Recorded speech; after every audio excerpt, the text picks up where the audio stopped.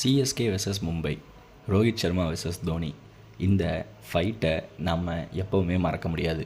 ரெண்டு பெரிய டீம், ரெண்டு பெரிய சாம்பியன் சைட்ஸ். அப்படி இருக்கும்போது நீ ஃபஸ்ட்டு ட்ராஃபி அடிக்கிறியா, நான் ஃபஸ்ட்டு ட்ராஃபி அடிக்கிறேனா அப்படின்னு மாற்றி மாற்றி போட்டி இருக்கும்.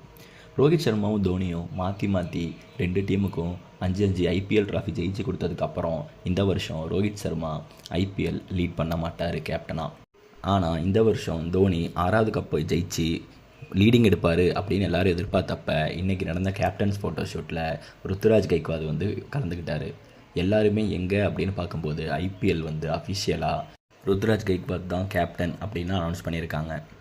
ஒரு 2 பெரிய கேப்டன்சி லெஜண்ட்ஸ் அவங்களோட கரியரை இந்த வருஷம் பிளேயராக விளையாட போகிறாங்க. 2 பேருமே அடுத்த வருஷம் விளையாடுவாங்களா அப்படின்னு தெரியல.